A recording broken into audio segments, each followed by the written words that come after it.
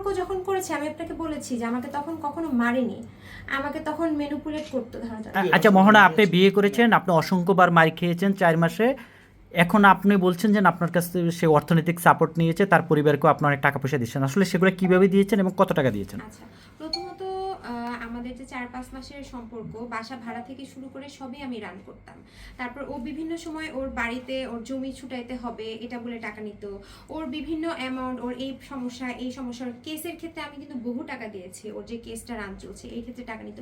Last ও আমাকে একটা দোকান করার, ও হচ্ছে লালবাগে একটা দোকান করলো, ওটার জন্য আমি টাকা দিয়েছি, পুরোটা আমি করে দিয়েছি।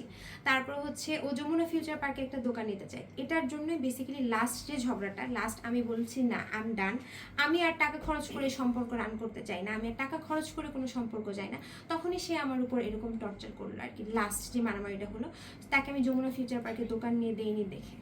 এভাবে কত টাকা দিয়েছেন আপনি তাকে? আমি অ্যারাউন্ড তাকে কত 30 থেকে 40 লাখ 45 লাখ এরকম টাকা দিয়েছি।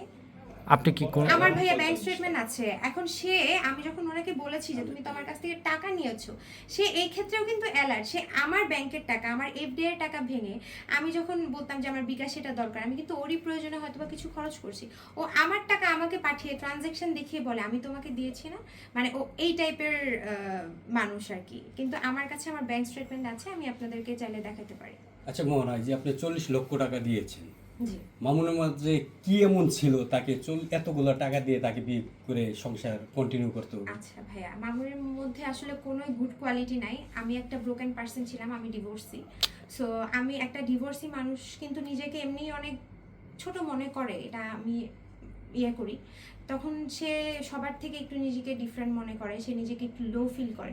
তা আমি যখন এই লো ফিল করতাম, মামুন আমাকে ওই সময়গুলোতে অনেক সময় দিত, হ্যাঁ বিয়ের আগে সময় দিত, তখন আমার আস্তে আস্তে ওর সাথে একটা অ্যাটাচমেন্ট ক্রিয়েট হয়। আপনি যখন একটা পেটও পালবেন বাসায়, একটা বিড়াল পালবেন বা একটা কুকুর পালবেন, আপনার একটা তার প্রতি একটা অ্যাটাচমেন্ট কাজ করে। সো এই ক্ষেত্রেই আমার অ্যাটাচমেন্ট কাজ করেছে, তার সাথে থাকতে থাকতে। তার এমন কোনো বিশেষ গুণ নাই প্রিন্স মামুনের যে আমি তার প্রতি অ্যাট্রাক্ট হয়ে আমি তার প্রতি এই টাকাগুলো দিয়েছি। সে জাস্ট আমার সাথে ছিল, আমাকে ওই জায়গাটা থেকে বের করেছে। আমি মনে করেছি আমি অনেক ডিপ্রেশনে ছিলাম আমার প্রিভিয়াস সম্পর্ক নিয়ে বের হয়ে যাওয়ার পরে, সে জাস্ট আমাকে ওই সম্পর্ক থেকে বের হওয়ার ক্ষেত্রে হেল্প করেছে, দ্যাটস ইট। তার কোনো বিশেষ কোনো কিছু নাই আসলে। আমাকে দেখেছে যে সোশ্যাল মিডিয়ার লাইফ আর বাস্তব লাইফটা এক না, সে আমাকে সাথে সেম জিনিস হয়েছে, তো সো আমি মনে করি এগুলো রাইট। আচ্ছা, আপনি বলছেন আপনি প্রায় 40 লাখ টাকার উপরে মামুনকে দিয়েছেন, মানে সেটা কিভাবে দিয়েছেন, মানে কয় ধাপে দিয়েছেন, এবং এটা কি সরাসরি মামুনের অ্যাকাউন্টে দিয়েছেন না আসলে একটু যদি বলেন? আচ্ছা, না আমি মামুনদের অ্যাকাউন্টে দেইনি ভাইয়া, আমি হচ্ছে ক্যাশ টাকা দিয়েছি। আমার ব্যাংকের এভিডেন্স আছে, আমার ব্যাংকের স্টেটমেন্ট আছে, আপনারা দেখলে আমি দেখাবো আমার 1 বছরের ট্রানজ্যাকশন। আমি ওকে ক্যাশ টাকা দিয়েছি। এখন আমি তো ভাইয়া ওকে নিয়ে কখনো চিন্তা করিনি যে আমি কেস করব, মামুনকে নিয়ে কখনো কেস টেস করবো, আমার এগুলো এভিডেন্স কালেক্ট করে রাখতে হবে।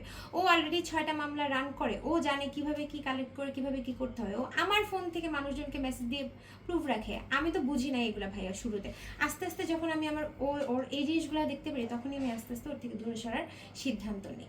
তা আমি ওকে ক্যাশ টাকা দিয়েছি, আমার এফডিআর এর টাকা ভেঙে, যে ফিক্সড ডিপোজিটের টাকা, ওই টাকা ভেঙে বিভিন্ন সময় ওর ফ্যামিলির পিছনে খরচ করেছি, ওকে গাড়ি কিনে দিয়েছি। সো এইভাবেই আমি খরচ গাড়ি আপনি তো জানতেন যে লাইলার সাথে এত ঘটনা, এতগুলো মামলা, জেল খেটেছে, তারপরেও তার সাথে কিভাবে আপনি ইনভলভ হলেন? আপনি তো একজন সে শিক্ষিত। আমাকে বুঝিয়েছে যে সোশ্যাল মিডিয়া, এখন আমি মডেলিং করতাম ঠিকই ভাইয়া, কিন্তু আমি কিন্তু এত সোশ্যাল মিডিয়ায় অ্যাক্টিভ ছিলাম না, মানে আমি কিন্তু নন কোনো ফেস না। আপনারা আমাকে চিনেছেন কিন্তু মামুনের সাথে বিয়ে হওয়ার পরেই, তো আমি কিন্তু নন কোনো ফেস না। তো সে যখন আমাকে তখন ম্যানিপুলেট করতো, সে আমাকে বলতো লাইলা ফেক, লাইলাকে নিয়ে এসে আমাকে বাজে বিভিন্ন বিভিন্ন উল্টাপাল্টা কথা বলে লাইলাকে আমার সামনে খারাপভাবে প্রেজেন্ট করতো। আমি তো তার সাথে থাকতাম, আমি তারটাই দেখতাম, তখন আমি তারটাই বিশ্বাস করেছিলাম। তারটা বিশ্বাস করতে গিয়ে আমার ফ্রেন্ড সার্কেল আমার থেকে দূরে চলে গিয়েছে, আমার আত্মীয় স্বজন আমার কাছ থেকে দূরে চলে গিয়েছে, কারণ মানুষ ওনাকে চিনতেছিল। আমি ওর সাথে থাকতে থাকতে আমি আমার নিজেকে মানে হারিয়ে ফেলেছিলাম। কিনেছেন ওই সময় কত টাকা দিয়েছেন? গাড়ি কিনেছি, ওর আগে একটা 2 সিটার বিএমডব্লিউ ছিল, ওইটা সেল করে 15 লাখ টাকা অ্যাড করে ওর নতুন বিএমডব্লিউটা ওটা আমি কিনে দিয়েছি। কত?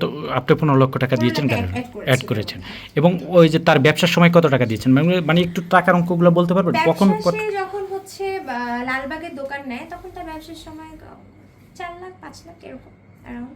আপনি আসলে কি করেন, মানে আপনি এত আমি টাকা? মডেলিং করতাম, আমার ফ্যামিলিগত কিছু টাকা ছিল অ্যাসেট সেল করে, ওইটা আমি ব্যাংকে ফিক্সড ডিপোজিট করে রেখেছি, ওটা থেকে এফডিআর থেকে আমি মান্থলি একটা টাকা পাই, প্রফিট পাই, ওটা দিয়েই আমি চলতেছিলাম।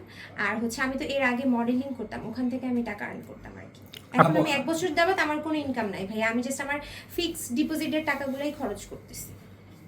তার ইনকাম কিছুই না, সে ফার্স্টে লাইলাকে হাতিয়ে লাইলার টাকা খেয়েছে, তারপর মাসুদ খানকে ধরে মাসুদ খানের টাকা খেয়েছে, এরপরে নেক্সট টার্গেট ছিলাম আমি তাকে খাওয়াইছি পড়িয়েছি আর তাকে টাকা দিয়েছি। এখন নেক্সট কি হবে আমি জানি না ভাই, আসলে এটা অ্যালার্ট করার জন্যই আপনাদের সামনে আসা, আচ্ছা, যাতে নেক্সট কেউ আমার লাইলার মতো শিকার না হয়।